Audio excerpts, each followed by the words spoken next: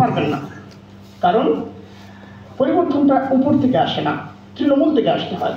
ফলে আমাদেরকে যে ইন্টিগ্রেটেড এডুকেশনের কথা বলেছেন তিনি, এ নিয়ে আমাদেরকে সিরিয়াসলি ভাবতে হবে।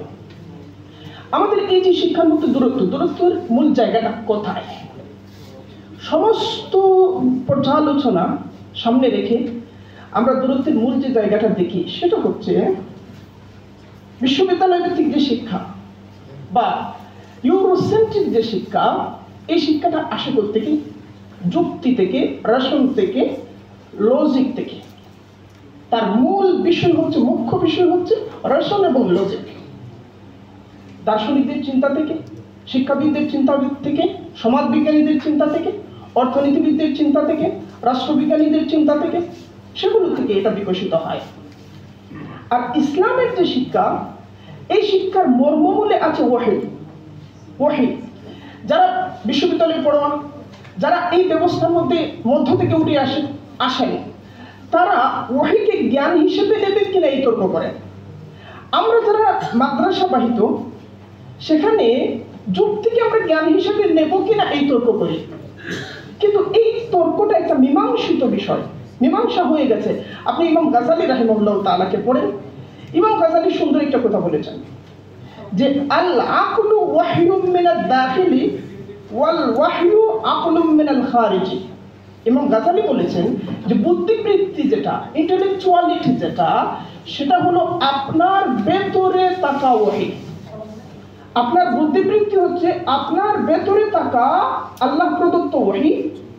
আর যাকে আমরা ওয়াহি বলছি, যাকে আমরা ডিভাইন ট্রুথ বলছি, সেটা হচ্ছে বাইরে থাকা, ওয়াল ওয়াহয়ু আকলুম মিনাল খারিজি, সেটা হচ্ছে আপনার বাইরে থাকা আকল।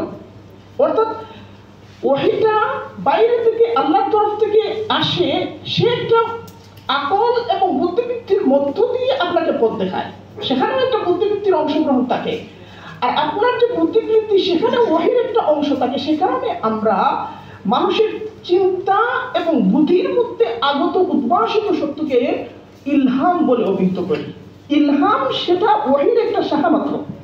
ফলে ওয়াহি এবং বুদ্ধিবৃত্তির মধ্যে যে দ্বন্দ্ব, এই দ্বন্দ্বটা হচ্ছে আমাদের দৃষ্টিভঙ্গিগত একটা সমস্যা, যেটা কলোনিয়াল আমলে তৈরি হয়েছে। কলোনিয়াল আমলে তারা আমাদেরকে শিখাতে চেয়েছে যে তোমাদের পূর্ববর্তী যে শিক্ষা ছিল, এই শিক্ষাটা ওই শিক্ষার সাথে সমান্তরাল। যে শিক্ষাটা আমাদের মিডল ইস্টে ছিল, এজ অফ ডার্কনেসের মধ্যে ছিল, ইউরোপে ছিল, অর্থাৎ তারা আমাদেরকে বুঝতে পারেনি। ইউরোপের মধ্যযুগে যে শিক্ষাটা ছিল, এই শিক্ষা যুক্তিকে অস্বীকার করত, এই শিক্ষা মানুষের মেধাকে অস্বীকার করত, এই শিক্ষার সমস্ত কিছু নিয়ন্ত্রণ করত গির্জা। এবং গির্জার পুরোহিতরা তাদের নিজস্ব স্বার্থ এবং লাভালাভের দৃষ্টিকোণ থেকে ধর্মের নামে, ঈশ্বরের নামে শিক্ষা, সংস্কৃতি, চিন্তা, দর্শন, রাষ্ট্র, রাজনীতি, অর্থনীতি সমস্ত কিছুর উপর নিয়ন্ত্রণ চাপাইয়া দিত। এই অভিজ্ঞতা থেকে তারা যে কাজটা করেছে, এর বিরুদ্ধে বিদ্রোহ করেছে এবং সেখানে রেভলিউশন হয়েছে, রিফর্মেশন হয়েছে। এখন ইউরোপে যে ঘটনাটা ঘটেছে, তারা একই ঘটনাটা এখানে ঘটাতে চাইল। অর্থাৎ ধর্ম এবং বিজ্ঞানের মধ্যে, ধর্ম এবং বুদ্ধিবৃত্তির মধ্যে, ধর্ম এবং যুক্তির মধ্যে, ধর্ম এবং মানুষের ইন্টেলেকচুয়াল বিকাশের মধ্যে সহাবস্থান হতে পারে না। এই জিনিসটা তারা আমাদেরকে শিখাইলো দুই মাধ্যমে। একটা হলো পশ্চিমা রেনেসাঁর উত্তরাধিকার আমাদের একটা শ্রেণীর মধ্যে সম্প্রসারিত করলো। প্রত্যেক দেশে একটা মধ্যবিত্ত শ্রেণী গঠিত হয়েছে। এই মধ্যবিত্ত শ্রেণী ভলতেয়ারকে পড়েছে, এই মধ্যবিত্ত শ্রেণী রুশোকে পড়েছে, এই মধ্যবিত্ত শ্রেণী হবসকে পড়েছে, এই মধ্যবিত্ত শ্রেণী কার্লাইলকে পড়েছে। সেখান থেকে কি পেয়েছে? সেখান থেকে পেয়েছে ধর্ম এবং যুক্তি একত্রে চলতে পারে না। ভলতেয়ার কি বলেছেন যে মানুষের মুক্তির জন্য যে কাজটা করতে হবে, সেটা হলো পৃথিবীর সর্বশেষ ধর্মালয়ের, সর্বশেষ দেয়ালের, সর্বশেষ ইটটাকে পৃথিবীর সর্বশেষ পুরোহিতের মাথায় ফেলে দিয়ে তাকে মেরে ফেলতে হবে। এই যে ধর্ম এবং যুক্তির মধ্যে যে দ্বন্দ্ব, এই দ্বন্দ্বটা তারা আমাদের একদল বুদ্ধিজীবী শ্রেণীর মাথায় ঢুকিয়ে দিল এবং তারা এভাবেই ভাবতে শুরু করলেন। ফলে বাঙালি রেনেসাঁ যেটা হয়েছে, বাঙালির বুদ্ধিভিত্তিক জাগরণ, ওই জাগরণটা ছিল ইউরোপীয় জাগরণের এই খণ্ডিত চিন্তাধারার ফসল। এই ফসল থেকে যারা বেরিয়ে এসেছেন, 47-এর পরে শিক্ষা ব্যবস্থা পুনর্গঠনের দায়িত্ব তাদের হাতে গেল, 71-এর পরে শিক্ষা ব্যবস্থা পুনর্গঠনের দায়িত্ব তাদের সাগরিদদের হাতে গেল। এখন পর্যন্ত ওই তাদের সাগরিদরা চালিয়ে যাচ্ছে। ফলে এখানে যে সমন্বয়ের যে জিনিসটা, এই যে আমরা এখানে একটা সমন্বিত কাঠামো থেকে কথা বলছি, তিনি তার মতো করে বলছেন, আমি আমার মতো করে বলছি, এবং দেখাচ্ছি যে কোন জায়গায় আমরা একসাথে চলতে পারি। আপনি দেখেন যে ইসলামী শিক্ষার যে দীর্ঘ ঐতিহ্য, এই ঐতিহ্যের মধ্যে আমরা কয়েকটা মডেল পাই। ইসলামী শিক্ষার কয়েকটা মডেল, একটা হলো জাইতুনা মডেল।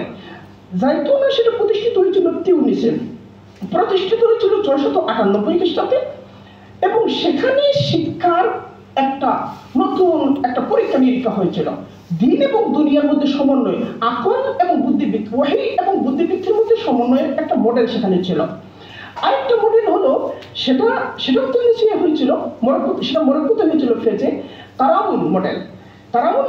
তারাউন বিশ্ববিদ্যালয় প্রতিষ্ঠিত হয়েছিল 859 খ্রিস্টাব্দে, এবং সেটাকে পৃথিবীর প্রথম বিশ্ববিদ্যালয় হিসেবে ইউনেস্কো ঘোষণা করেছে। সেখান থেকে ইবনে খালদুনের মতো মহাপণ্ডিত জন্ম নিয়েছেন। এই মডেলের মধ্যে দিন এবং দুনিয়ার একটা সমন্বয় পাই আমরা। আরেকটা মডেল ছিল বাইতুল হিকমা মডেল। বাইতুল হিকমা প্রতিষ্ঠিত হয়েছিল 830 খ্রিস্টাব্দে বাগদাদে, খলিফা মামুনুর রশিদের হাত দিয়ে সেটা প্রতিষ্ঠিত হয়েছিল। সেটা যতটা না শিক্ষাগার ছিল, তার চেয়ে বেশি সেটা ছিল গবেষণাগার, তার চেয়ে বেশি ছিল সেটা লাইব্রেরি, তার চেয়ে বেশি সে ছিল সারা পৃথিবীর সমস্ত জ্ঞানকে একত্রকরণের একটা প্রণোদনা, একটা প্রচেষ্টা। সেখানেও একটা মডেল ছিল। আরেকটা মডেল ছিল কর্ডোবা মডেল। কর্ডোবা যে বিশ্ববিদ্যালয়, সেটা প্রতিষ্ঠিত হয়েছিল 784 খ্রিস্টাব্দে। সেখানে একটা মডেল ছিল, এবং ইউরোপীয়রা সেখানে এসে পড়াশোনা করেছেন, এবং এখান থেকে পড়াশোনা করে ক্যাথলিক দুনিয়ার পোপ হয়েছেন।